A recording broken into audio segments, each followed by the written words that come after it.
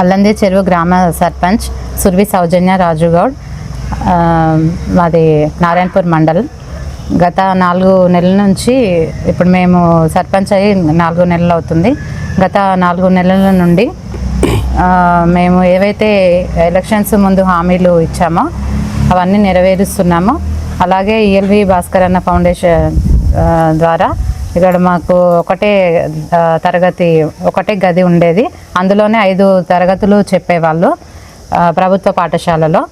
ఇప్పుడు అన్న సహకారంతో 4 గదులు ఇక్కడ కట్టిస్తున్నాము. సో ఈరోజు మాది బడిబాట కార్యక్రమం కూడా జరిగింది మా ఊర్లో. అందరూ గ్రామ ప్రజలందరూ మేము పంపిస్తాము అని దాదాపు ఒక 30-40 స్టూడెంట్స్ వరకు మేము తిరిగేసి చెప్పాము, పంపివ్వండి. మన ప్రభుత్వ పాఠశాలలో మనకు ఇంకా టీచర్స్ కూడా ఇంకా 2-3 టీచర్స్ని కూడా మేము అవైలబుల్ చేస్తున్నాము. స్కూల్ అయిపోయిన తర్వాతకి ట్యూషన్ కూడా పెట్టిస్తున్నాము. సార్, మీరు బీజేపీ పార్టీ మండలంలో సీనియర్ నాయకులు, మండల నాయకులు, బీజేపీ పార్టీ బలోపేతం కోసం మండలంలో మీరు చేస్తున్న సేవలు ఏ విధంగా ఉన్నాయి సార్? నమస్తే, నా పేరు సుర్విరాజు గౌడు. నేను భారతీయ జనతా పార్టీ మండల శాఖ అధ్యక్షుని. మా శ్రీమతి గారు అల్లందేచరు గ్రామ సర్పంచ్గా రీసెంట్గా గెలుపొందడం జరిగింది. ఇప్పుడు భారతీయ జనతా పార్టీని మండలంలో క్షేత్రస్థాయిలో అభివృద్ధి చేయడం కోసం, క్షేత్రస్థాయిలో కార్యకర్తలను పెంచడం కోసం మేము మండల అధ్యక్షుడి అయి 2 సంవత్సరాలు అవుతుంది. ఆ 2 సంవత్సరాల నుంచి కూడా మేము బూత్ వైజ్గా ప్రతి బూత్కు విలేజ్లో దాదాపు 31 గ్రామ పంచాయతీలు, 55 బూతులు ఉన్నాయి. ప్రతి బూత్కి వెళ్ళి కూడా మేము బూత్ కమిటీ నిర్మాణం చేయడం జరిగింది. తద్వారా మొన్న రీసెంట్గా జరిగిన ఎన్నికల్లో మా మండలంలో 2 సర్పంచులను గెలిపించుకున్నాము, 2. అదేవిధంగా 4 ఉప సర్పంచులు, 35 వార్డు సభ్యులుగా మేము పార్టీని బలోపేతం చేయడం జరిగింది. అదేవిధంగా రానున్న ఎంపీటీసీ, జెడ్పీటీసీ ఎన్నికల్లో కూడా మా మండలంలో భారతీయ జనతా పార్టీ అభ్యర్థులను గెలుపు కోసం మా కార్యక్రమాలు నడుస్తూ ఉన్నాయి. ఖచ్చితంగా గెలుస్తామని చెప్పేసి ధీమా వ్యక్తం చేస్తూ ఉన్నాం. సార్, రాష్ట్ర స్థాయిలో కానీ గ్రామ స్థాయిలో ఎందుకు మీరు అధికారంలోకి రాలేకపోతున్నారు సార్? రాష్ట్రంలో, గ్రామంలో అంటే ఇప్పుడు గత 3 పర్యాయాలుగా నరేంద్ర మోదీ గారి నాయకత్వంలోని భారతీయ జనతా పార్టీ కేంద్రంలో అధికారంలో ఉన్నది. ఒక్కొక్కటిగా ఇవాళ మేము దాదాపు 20 రాష్ట్రాల్లో ఎన్డీఏ గవర్నమెంట్ అధికారంలో ఉన్నది. రేపు రానున్న మే 4వ తారీఖు వెలువడబోయే ఆ రిజల్ట్స్లో కూడా 2 రాష్ట్రాలు అయితే ఆల్రెడీ భారతీయ జనతా పార్టీకి ఉన్నది. ఇంకోటి మన వెస్ట్ బెంగాల్ కూడా బంపర్ మెజార్టీ తోటి ఆ మమతా బెనర్జీ కబంధ హస్తాల నుంచి కూడా ఈ యొక్క బెంగాల్ రాష్ట్రాన్ని కాపాడబోతున్నాం. అక్కడ కాషాయ ధ్వజాన్ని రెపరెపలు ఆడించబోతున్నాం. ఖచ్చితంగా భారతీయ జనతా పార్టీ ఆ 5 రాష్ట్రాల ఫలితాల తర్వాత రేపు 10వ తారీఖు నాడు నరేంద్ర మోదీ గారు సికింద్రాబాద్లోని పెరేడ్ గ్రౌండ్స్లో భారీ బహిరంగ సభ, అదేవిధంగా 7,500 కోట్ల నిధులతోటి శంకుస్థాపన కార్యక్రమాలు వారు చేయబోతున్నారు. అక్కడి నుంచి భారతీయ జనతా పార్టీ రాబోయే 2029 ఎన్నికల్లో 2028 ఎన్నికల్లో ఖచ్చితంగా రాష్ట్రంలో భారతీయ జనతా పార్టీని అధికారంలోకి తీసుకురావడం కోసం నరేంద్ర మోదీ గారు మీటింగే మాకు ఆరంభంగా మేము పరిగణిస్తూ ఉన్నాం. ఓకే సార్, కేంద్ర గవర్నమెంట్ అనేకమైన పథకాలు ప్రవేశపెడుతుంది సార్. ఇందిరమ్మ ఇళ్లలో వాటా, రేషన్ బియ్యంలో వాటా, ప్రతి దాంట్లో మీ వాటా ఉంటుంది. ఎందుకు మీరు చెప్పుకోలేకపోతున్నారు? అధికార పార్టీ వాళ్ళ పథకాలే ముందుకెందుకు వెళ్తున్నాయి సార్? ప్రధానంగా ఇక్కడ ఏమవుతుందంటే కేంద్ర ప్రభుత్వం ఇచ్చే పథకాలు ఇక్కడ రాష్ట్ర ప్రజలకు చేరాలంటే మధ్యలో రాష్ట్ర ప్రభుత్వము జోక్యం చేసుకుంటుంది. అది నిజంగా కూడా రాజ్యాంగబద్ధంగా వారి జోక్యం ఉంటుంది. అయితే ఏవైతే సెంట్రల్ నుంచి ఫండ్స్ వస్తున్నాయో, ఉదాహరణకి ఇప్పుడు ఇందిరా మైన్లు అని పేరు పెట్టుకురాలి, కానీ అది పూర్తిగా ఇందిరా మైన్లు కావు. ప్రధానమంత్రి ఆవాస యోజన పథకంలో భాగంగా దేశవ్యాప్తంగా దాదాపు 1 కోటి ఇండ్లకు పైగా నిర్మాణం జరిగింది. మన రాష్ట్రంలో కూడా ప్రధానమంత్రి ఆవాస యోజన అని అంటే ఎక్కడ నరేంద్ర మోదీ గారికి పేరు వస్తుందో, ఎక్కడ బీజేపీకి పేరు వస్తుందో అని చెప్పేసి వీళ్ళు పప్పులో ఉప్పేసి కొంత సాయం చేసి, కాంగ్రెస్ పార్టీ వాళ్ళు మేము కేంద్ర ప్రభుత్వం పంపించిన డబ్బులకు కొంత ఆర్థిక సాయం చేసి దాన్ని ఇందిరమ్మ ఇండ్లుగా పేరు మార్చి, ఆ ఇందిరమ్మ ఇండ్లను కూడా మొన్న సర్పంచ్ ఎన్నికల కంటే ముందు కూడా ఎవరైతే గ్రామ శాఖ కాంగ్రెస్ పార్టీ కార్యకర్తలు వాళ్ళే ఆ ఇందిరమ్మ కమిటీలో సభ్యులుగా ఉండి వాళ్ళ కార్యకర్తలకు ఇవాళ ఇందిరమ్మ ఇండ్లను ఇచ్చుకునే దౌర్భాగ్యమైన నీచమైన సంస్కృతి రాష్ట్రంలో ఉన్నది. దానికి మేము ఖచ్చితంగా భవిష్యత్తులో చెక్కు పెట్టబోతా ఉన్నాము. ఇవాళ మేము మా సర్పంచ్ గారి ద్వారా ఎవరైతే పేదవాళ్ళు ఉన్నారో, రేపు 2వ విడతలో వచ్చే ఇందిరమ్మ ఇండ్లు ఎవరైతే పేదవాళ్ళు ఉన్నారో పార్టీలకు అతీతంగా కులాలకు అతీతంగా నిజమైన పేదలకు మా భారతీయ జనతా పార్టీ సిద్ధాంతమే అంత్యోదయ. ప్రభుత్వ ఫలాలు అనేవి చిట్ట చివరి పేదవారికి చేరాలనేదే భారతీయ జనతా పార్టీ యొక్క అంతిమ సిద్ధాంతం. సో దానిలో భాగంగానే కులాలకు అతీతంగా పార్టీలకు అతీతంగా నిజమైన పేదలకు ఆ ఇందిరమ్మ ఇండ్లను మేము ఇవ్వబోతున్నాము. కాంగ్రెస్ పార్టీ లాగా మేము పక్షపాత ధోరణితోటి వహించి వాళ్ళ కార్యకర్తలకు ఇచ్చుకున్నట్టు మేము మా కార్యకర్తలకు ఇవ్వము. ఖచ్చితంగా నిజమైన పేదలకే అందిస్తాము.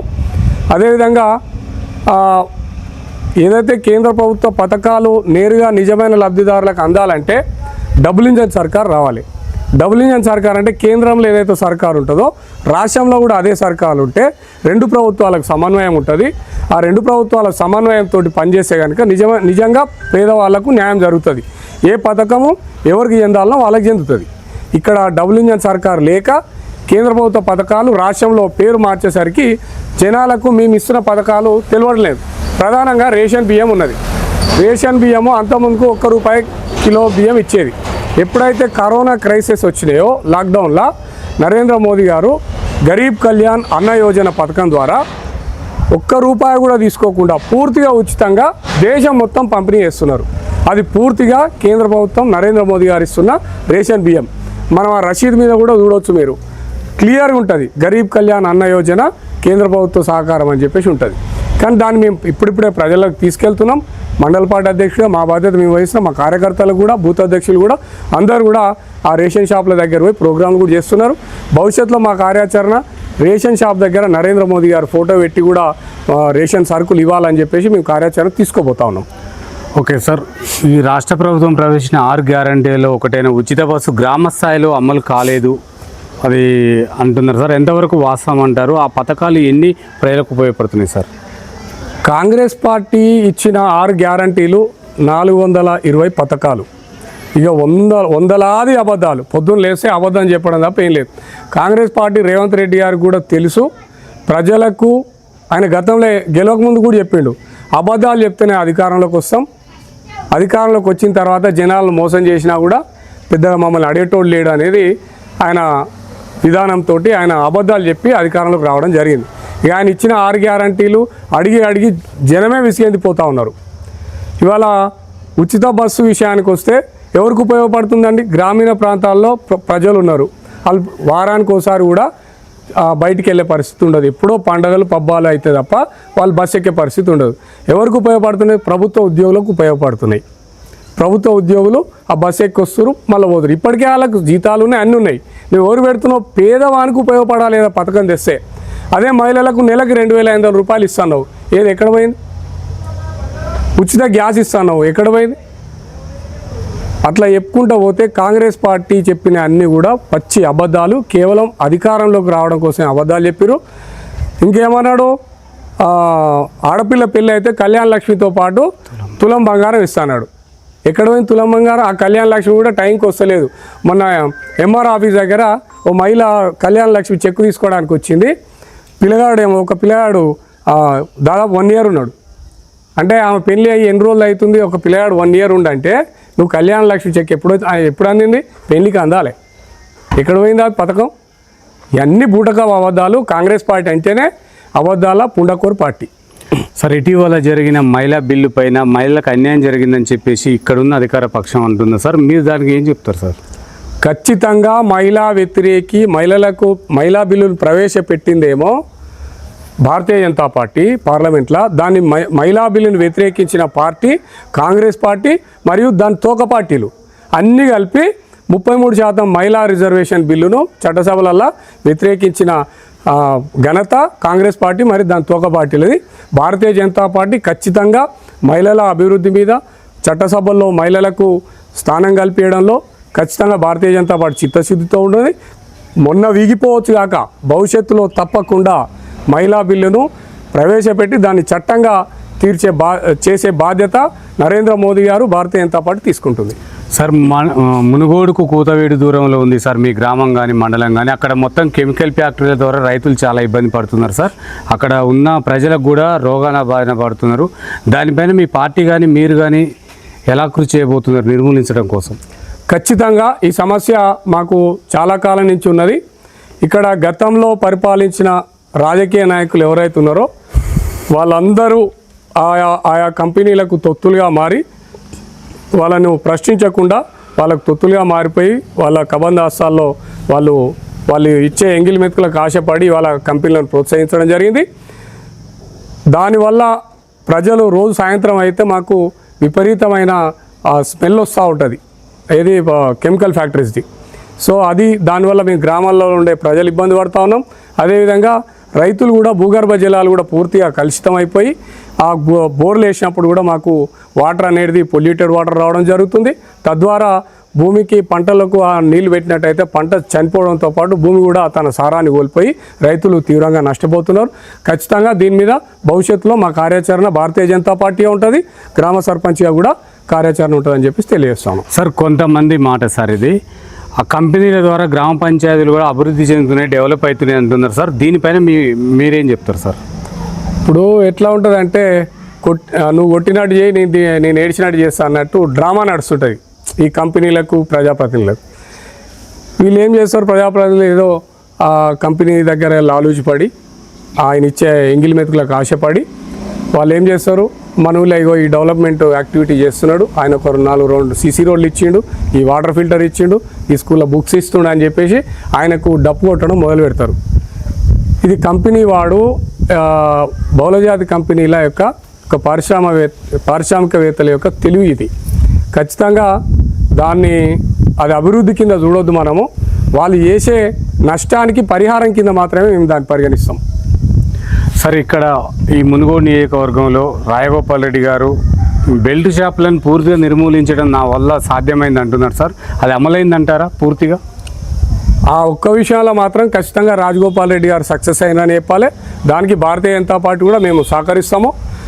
కానీ మేము ఇక్కడ రాజగోపాల్ రెడ్డి గారికి ఒక్కటే సూటి ప్రశ్న భారతీయ జనతా పార్టీ తరఫున, సార్ మీరు తీసుకొచ్చిన నిర్ణయం మద్యపాన నిషేధం ఏదైతుందో అది భారతీయ జనతా పార్టీగా మేము 100% సహకరిస్తాము. బెల్ట్ షాపులను నడవనీయం మా గ్రామంలో కూడా, మా మండలంలో కూడా. అదేవిధంగా మీరు వైన్స్లకు పెట్టిన టైమింగ్స్ కూడా భారతీయ జనతా పార్టీ సహకరిస్తున్నది. కానీ ఇక్కడ మీ కాంగ్రెస్ పార్టీ ప్రభుత్వం రాష్ట్రంలో అధికారంలో ఉన్నది. మీ పార్టీ ఇచ్చిన గెజిట్ నోటిఫికేషన్ ప్రకారమే వైన్ షాపుల టైమింగ్స్ అనేటివి ఉన్నాయి. మరి రాష్ట్రం మొత్తం ఎందుకు అమలు చేస్తలేరు? అంతెందుకు మునుగోడు మొత్తం నడుస్తుంది అంటారు కదా, చౌటుపల్ల ఎందుకు మీరు అమలు చేస్తలేరు? చౌటుపల్ల ఈయన రూల్స్ ఏం పాటిస్తలేరు. మరి చౌటుపల్ల ఉన్నది మీ కాన్స్టిట్యున్సీ పరిధిలోకి రాదా? చౌటుపల్ల ఒక్కటే ఎందుకు ఎగ్జామ్షన్ ఇస్తున్నారు? ఇది క్వశ్చన్ చేస్తూ ఉన్నాం. ఇంకోటి, ఏదన్నా ఎన్నికలు వస్తే ఇప్పుడు మీరు మంచిగా మద్యం తాగడం వల్ల ప్రజల ఆరోగ్యాలు ఖరాబ్ అవుతున్నాయి ఇవన్నీ చెప్తున్నారు కదా, మరి ఎన్నికలు వచ్చినప్పుడు ఎందుకు సార్ మద్యాన్ని ఏరులై పారిస్తున్నారు? గ్రామ పంచాయతీ ఎన్నికలు కానీ, లేకపోతే మండల పరిషత్ ఎన్నికలు కానీ, ఎమ్మెల్యే ఎన్నికలు కానీ, పార్లమెంట్ ఎన్నికలు వచ్చినప్పుడు మీరే బూతుల వారిగా మద్యాన్ని ఎందుకు సరఫరా చేస్తున్నారు? అప్పుడు ఖరాబ్ కావా ప్రజల ఆరోగ్యాలు? కాబట్టి శ్రీరంగ నీతులు చెప్పడమే కాదు సార్, పాటించాలి కూడా. సార్ ఇక్కడ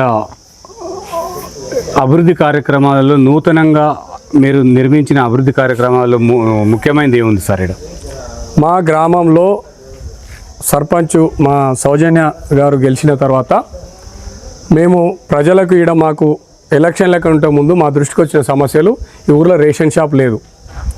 రెండవది నాగవారిగూడెం, గొల్లగూడెం అనే హ్యాబిటేషన్స్ ఉంటాయి రెండు.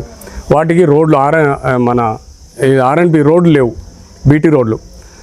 అదేవిధంగా ఈ స్కూల్లోనే ఉన్నాం కదా మనం, ఈ స్కూల్లో ఒకటే గది ఉండడం వల్ల ఎంత పేదవాళ్ళు కూడా ఒకటే గది ఉంది 5 క్లాసులు ఇంట్లోనే చెప్పాలి అని చెప్పి చెప్పడం వీలు కాదు. ఇక్కడ మా పిల్లల్ని పంపిస్తే మా పిల్లల భవిష్యత్తు ఖరాబ్ అవుతుందని అప్పు చేసి కూడా ప్రైవేట్ స్కూల్ పంపించడం జరిగింది.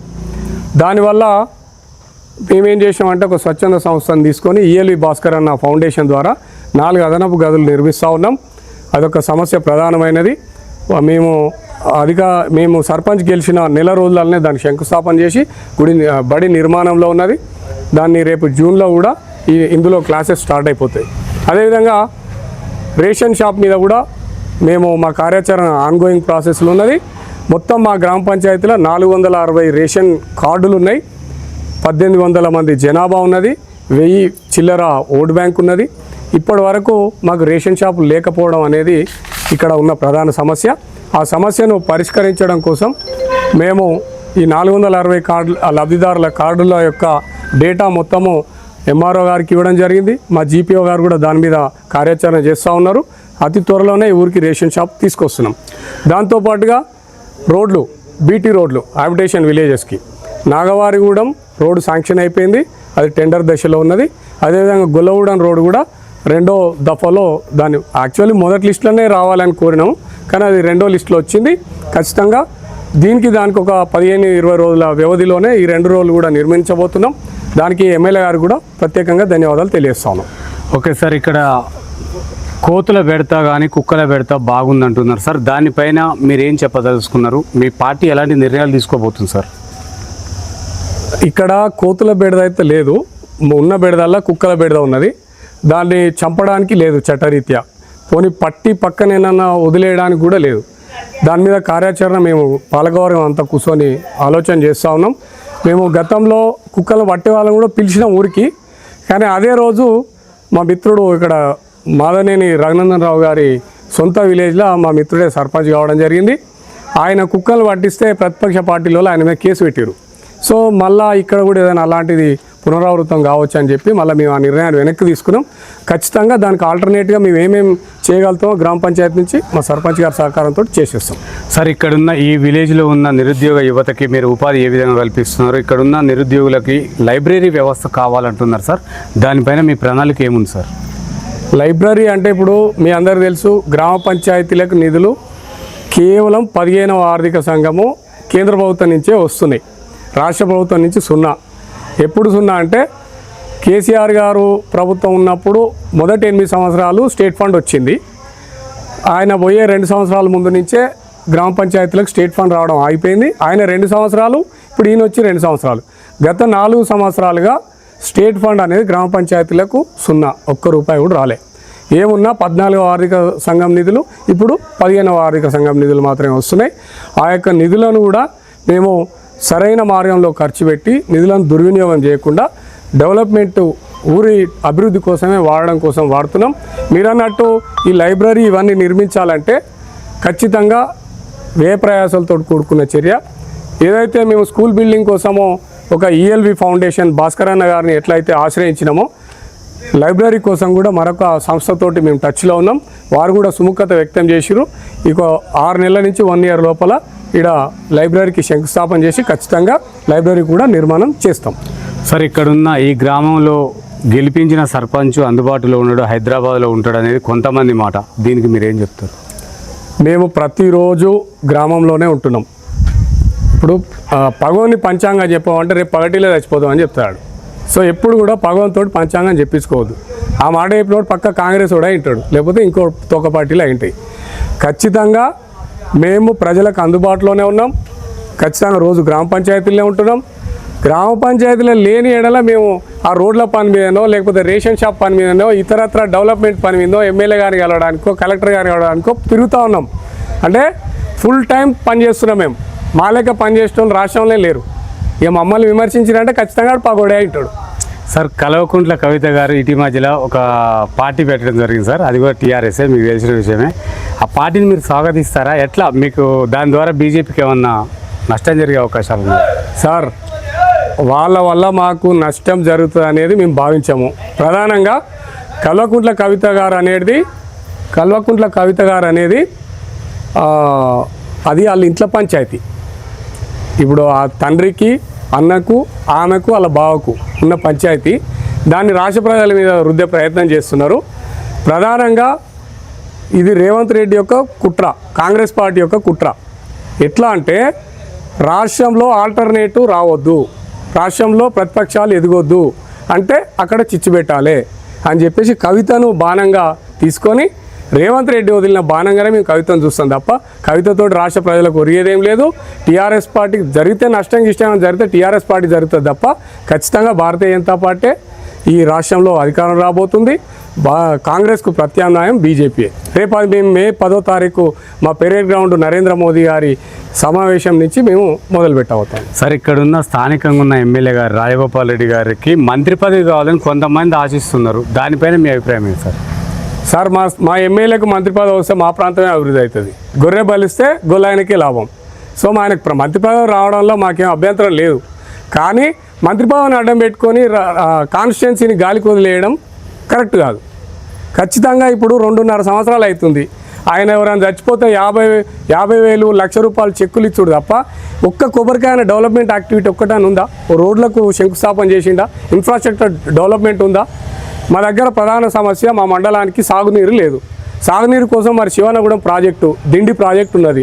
దాని ఎత్తును పెంచి ఇక్కడ మన దిండి ప్రాజెక్టుకు వచ్చే వాటరు 436 అడుగులు ఉండాలి ఎత్తు. దాని ఎత్తుని 440కి పెంచి అక్కడ మహబూబ్నగర్ జిల్లాకు, ముఖ్యమంత్రి గారి జిల్లాకు తరలించుకోబోతుంటే ఏం చేస్తుండే ఇలా అన్ననే ఈయన ఎవరు మన ఉత్తమ్ కుమార్ రెడ్డి జిల్లా మంత్రే కదా, నీటిపారుదల శాఖ మంత్రి. మరి ఆయన దృష్టికి తీసుకుపోవచ్చు కదా, ఏం తీసుకుపోతలేడు? ఈ కాన్స్టిట్యున్సీలో లింక్ రోడ్లు కానీ మెయిన్ రోడ్లు కానీ అనేకం పెండింగ్ ఉన్నాయి. హైదరాబాద్ కూతవేడు దూరంలో ఉంటుంది, ఆదిలాబాద్ను తలపిస్తుంటుంది. మరి రోడ్లు వేయచ్చు కదా. రోడ్లు ఎందుకు వేస్తే వీళ్ళ సొంతం అన్నే కదా జిల్లా మంత్రి.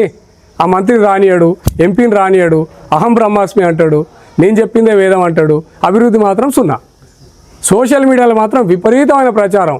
ఇక నిన్నమొన్న ఆయన ఎవరు యూట్యూబర్ని చేసుకున్నాడు, ఆ మైపాల్ యాదవ్ని. ఇక కాక మొత్తం డప్పే పట్టుకోడు, రాజగోపాల్ సార్ అని. ఆ డప్పు కొట్టించుకోండు తప్ప డెవలప్మెంట్ లేదని చెప్పేసి మేము ఖచ్చితంగా భారతీయ జనతా పార్టీ తరఫున రాజగోపాల్ రెడ్డి గారు ఒకటే కోరుతున్నాం.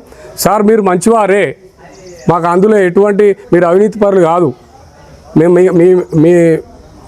మా కాన్స్టిట్యున్సీ ప్రజలకు మీ మీద గౌరవం ఉంది. కానీ ఆ గౌరవం పోక ముందుకే అభివృద్ధి మీద దృష్టి పెట్టండి. మీ పక్కన ఉన్న వాళ్ళు మిమ్మల్ని ఏదో చెవులో ఊదరగొట్టగానే మీరు ఇది కాకుర్రి. ఖచ్చితంగా అభివృద్ధి మీద దృష్టి పెట్టుర్రి. ప్రజల నమ్మకాన్ని వమ్ము చేయకుండా మీరంటే నమ్మకం ఉంది ప్రజలకు, అభివృద్ధి చేయాలని చెప్పేసి భారతీయ జనతా పార్టీగా డిమాండ్ చేస్తాం. సార్, ఇక్కడ ఉప సర్పంచ్ గారికి చెక్ పవర్ ఇవ్వడం కూడా జరుగుతుంది సార్. దాని ద్వారా మీకు ఏమన్నా ఇబ్బందులు అవుతున్నాయా? ఇద్దరు ప్రతిపక్షంలో ఉన్నారు. ఎట్లా ఉంది సార్ అభివృద్ధి కార్యక్రమం? కానీ పాలకవర్గం మీకు ఎలా సపోర్ట్ చేస్తుంది? సార్, పాలకవర్గం అంతా ఇక్కడ మేము బీజేపీ బీఆర్ఎస్ మిత్రపక్షాల ద్వారా పోటీ చేయడం జరిగింది. మేము బీజేపీ 4 వార్డులు, బీఆర్ఎస్గా 2 వార్డులు గెలిచినాం. ఇచ్చిన మాట ప్రకారమే వాళ్లకు ఉప సర్పంచ్ ఇవ్వడం జరిగింది. ఇప్పటి వరకు ఖచ్చితంగా మేము అందరం సహకరించుకొని గ్రామాభివృద్ధి కోసం అందరం ముందుకెళ్తా ఉన్నాం. మాకు ఎటువంటి శశభిషలు లేవు, భవిష్యత్తులో కూడా రావు. సార్, ఇక్కడ కొంతమంది చిన్నపిల్లలు పర్మిషన్ లేకుండా బైకులు నడపడం జరుగుతుందని చెప్తున్నారు సార్. దానిపైన తల్లిదండ్రులకు పోలీసు వారి ద్వారా ఏమన్నా మీరు సలహా సూచనలు ఇవ్వడం ఏర్పాటు చేస్తున్నారా సార్? ఈ ప్రజాపాలన 99 రోజుల ప్రణాళికలో భాగంగా మొన్న ఇది రోడ్ సేఫ్టీ కమిటీని కూడా వేయడం జరిగింది. దానికి పోలీస్ శాఖ వారి నుంచి కూడా వచ్చి ఇక్కడ గ్రామస్తులకు అవేర్నెస్ కల్పించడం జరిగింది. దానికోసము రోడ్డు భద్రతా కమిటీని కూడా మేము నియమించినాం. మా గ్రామంలో దాదాపు విలేజ్ టు విలేజ్ లోపల పొలాలకు వెళ్ళే వారు తప్ప మెయిన్ రోడ్ నుంచి వెళ్ళే ప్రతి ఒక్కరికి కూడా మేము హెల్మెట్ ఉండాలని చెప్తా ఉన్నాము. అదేవిధంగా రానున్న రోజులలో కూడా దాని మీద మేము కార్యాచరణ తీసుకుంటాం. సార్, ఉపాధి హామీ కూలీలకి కొంతమందికి ఫేసు రావట్లేదని చెప్పి ఇబ్బంది పడుతున్నారు సార్. అట్లనే ఐకేపీ సెంటర్లో కూడా అవకతవకలు జరుగుతున్నాయి అంటున్నారు. మీ దృష్టికి ఏమన్నా వచ్చింది సార్? ఆ ఉపాధి హామీ కూలీలకు సమస్య ఉన్నది. అది ఐసు రావడం లేదు అందరికీ. దానికి కూడా ఒకటి రాతపూర్వక హామీ తీసుకొని దాన్ని కూడా పరిష్కరించారు. ప్రభుత్వమే దానికి చర్యలు తీసుకుంది. ఆల్టర్నేట్ ఉన్నది దానికి, దానివల్ల ప్రాబ్లం లేదు. అందరూ పనికి వెళ్తున్నారు. ఉపాధి హామీ కూలీలకు కూడా నేరుగా పైసలు ఇచ్చేది నరేంద్ర మోదీ గారే. ఇవాళ ఒక్కటి కాదండి, చెప్తే అనేకం ఉన్నాయి. సీసీ రోడ్ల ఎన్ఆర్ఈజిఎస్ ఫండ్స్ నరేంద్ర మోదీ గారే ఇస్తున్నారు. మళ్ళీ ఏంది శ్మశాన వాటికల నిర్మాణము, నర్సరీ మెయింటెనెన్స్, గ్రామ పంచాయతీ భవనాల నిర్మాణము, అదేవిధంగా వీధి లైట్లు, ప్రతి ఒక్కటి కూడా ఎన్ఆర్ఈజిఎస్ ఫండ్స్ లేకపోతే 15th ఫైనాన్స్ ఫండ్సే తప్ప స్టేట్ ఫండ్ సున్నా. మొన్న ఈయన 2 ఏళ్ల సంది ఈయన ఎన్నికలు కూడా పెట్టలేదు. ఆ 15th ఫైనాన్స్ ఫండ్స్ రిటర్న్ పోతే ఆయన భయంతో ఎన్నికలు పెట్టిండు. అక్కడ కూడా ఆయనకు చురకలు అంటించడం జరిగింది. అధికార పార్టీకి 50% గెలవడం అనేది అది ఫెయిల్యూర్ కింద మేము భావిస్తా ఉన్నాం. ఐకేపీ సెంటర్ల విషయానికి వస్తే ఉటావుటిన కేంద్రాలు అయితే ఏర్పాటు చేశారు. కానీ తాలు మరియు మాయిశ్చర్ పేరుతోటి రైతులను తీవ్ర ఇబ్బందులు పెడుతున్నారు. కాంటాలు పెట్టట్లేదు. మనం ఈ ప్రోగ్రామ్ చేసాం మండల పార్టీ తరఫున, మొన్ననే కాంటాలు స్టార్ట్ అయినాయి. అక్కడ ఎవరన్నా రైతులను ఇబ్బంది పెడితే భారతీయ జనతా పార్టీ ఖచ్చితంగా రైతుల పక్షాన, మా రాష్ట్ర అధ్యక్షులు రామచంద్రరావు గారు కూడా భువనగిరి జిల్లా పర్యటన చేయడం జరిగింది. మేము కూడా మండలంలో ఉన్న ఐకేపీ సెంటర్లు అన్నింటినీ పర్యటిస్తూ ఉన్నాం. ఖచ్చితంగా అక్కడ ఏమన్నా సమస్యలు ఉంటే రైతులు మా దృష్టికి తీసుకురాగానే సంబంధిత అధికారులతో మాట్లాడుతున్నాం. రైతులకు ఎటువంటి బాధ లేకుండా కూడా చూస్తున్నాం. ఒకవేళ రాష్ట్ర ప్రభుత్వము లేకపోతే అధికార యంత్రాంగం ఏమన్నా రైతులను ఇబ్బంది పెడితే ఖచ్చితంగా భారతీయ జనతా పార్టీ వారి తరఫున నిలబడి కొట్లాడుతుంది. సార్, ఫైనల్గా ఈ గ్రామ ప్రజలు మీకు 5 సంవత్సరాలు ఒక బాధ్యతను ఏర్పాటు చేశారు సార్, మిమ్మల్ని నమ్మి ఓటేసారు. వాళ్ళకు మీరు ఎలాంటి సేవలు అందిస్తారు? మీ ముందున్న ప్రణాళిక ఏంటి? ఈ గ్రామ అభివృద్ధి కోసం మీ దగ్గర ఎలాంటి ప్రణాళిక ఉంది సార్? ఈ గ్రామ అభివృద్ధి కోసము మాకు ఇప్పుడు కాదు, గత 4 సంవత్సరాలుగా ఈ ఊర్లో ఏమేమి సమస్యలు ఉన్నాయో అన్నీ అవగతం ఉన్న వ్యక్తులం మేము. ఈ ఊర్లో ప్రధానంగా స్కూలు, రేషన్ షాపు, గొల్లగూడెం నాగూడెం రోడ్లు, అదేవిధంగా రైతులు చిలకలకు వెళ్ళడానికి రోడ్లు లేవు. ఇవన్నింటి మీద మేము కార్యాచరణ సిద్ధం చేసుకున్నాం. భగవంతుడి దయ వల్ల, అంటే సంకల్పం గొప్పదైతే మనకు భగవంతుడు సహకారం కూడా ఉంటుంది. మేమైతే సంకల్పించుకున్నామో ఈఎల్వి ఫౌండేషన్ చైర్మన్ భాస్కర్ అన్న గారి దృష్టికి తీసుకెళ్ళగానే వారు మా ఊర్లో స్కూల్ బిల్డింగ్ కట్టడం జరుగుతుంది. ఇవాళ బడిబాట కార్యక్రమం కూడా మా సర్పంచ్ గారి ఆధ్వర్యంలో నిర్వహించినాం. స్కూల్ టీచర్ కూడా ఉండే ఇప్పటిదాకా. ప్రతి ఇంటికి పోయినాం. దాదాపు 40 మంది విద్యార్థుల తల్లిదండ్రులను కదిలిస్తే, బిడ్డ నువ్వు స్కూల్ కట్టిస్తున్నావు, ఆ స్కూల్ కట్టించి నువ్వు ప్రైవేట్ స్కూల్ లెక్కనే ఇక్కడ చదువు చెప్పిస్తా అంటున్నావు. ఇంకోటి మేము వాళ్ళకు కూడా చెప్పడం జరిగింది, స్కూల్ టైమింగ్స్ అయిపోయిన తర్వాత ట్యూషన్ కూడా మేము సొంతంగా చెప్పిస్తాం, టీచర్ పెట్టి అని చెప్పడం జరిగింది. వాళ్ళు కూడా చాలా సుముఖంగా ఉన్నారు. ఈ పిల్లల్ని ప్రైవేట్ స్కూల్కి వెళ్ళి మొత్తం అడ్మిషన్స్ వీడికి షిఫ్ట్ అవుతున్నాయి ఇప్పుడు. సో అది మేము సాధించిన మొట్టమొదటి విజయం అవుతుంది. అదేవిధంగా ఇచ్చిన మాట ప్రకారం ఖచ్చితంగా మేము ఈ స్కూల్ మీద స్పెషల్ కేర్ తీసుకొని విద్యార్థులను ఏడాదికింత అభివృద్ధి చేసుకుంటా, విద్యార్థులను పెంచుకుంటూ రానున్న రోజులలో ఈ స్కూల్లో నో అడ్మిషన్ బోర్డు పెట్టే విధంగా మా కార్యాచరణ ఉంటుంది. అంటే నో అడ్మిషన్ బోర్డు అంటే అడ్మిషన్స్ ఫుల్ అయిపోయినాయి, ఇక లేవు అని చెప్పేసి పెట్టే స్థాయికి ఈ యొక్క బడిని తీసుకెళ్లే ఒక బృహత్తరమైన కార్యక్రమం మేము తీసుకున్నాం. అదేవిధంగా రోడ్లు, రేషన్ షాపు, చిలకలకు వెళ్ళే రైతులకు రోడ్స్, వీటి మీద కార్యాచరణ ఉంటే తప్పకుండా ఇవన్నీ సాల్వ్ చేస్తాం. సార్, రేపు రానున్న ఎంపీటీసీ ఎన్నికలు కానీ కావచ్చు, మన ఎమ్మెల్యే ఎన్నికలు కావచ్చు, మీరు అధికారంలోకి వస్తారు? ఖచ్చితంగా రేపు ఎంపీటీసీ, జెడ్పీటీసీ ఎన్నికల్లో కాంగ్రెస్ పార్టీని చిత్తుగా ఓడగొట్టడమే భారతీయ జనతా పార్టీ ప్రధాన లక్ష్యం. ఖచ్చితంగా కాంగ్రెస్ పార్టీని ఓడగొట్టడంలో భాగంగా మా మండలంలో 13 ఎంపీటీసీలు, ఒక జెడ్పీటీసీ ఉన్నది. ఆ 13 ఎంపీటీసీ స్థానాలలో కూడా మేము పోటీ చేస్తాము, జెడ్పీటీసీగా కూడా మేము పోటీ చేస్తాము. ఖచ్చితంగా నరేంద్ర మోదీ గారి నాయకత్వంలో ఇవాళ స్థానిక సంస్థలకు నిధులు ఇచ్చేది కేంద్ర ప్రభుత్వమే, నరేంద్ర మోదీ గారి ప్రభుత్వమే.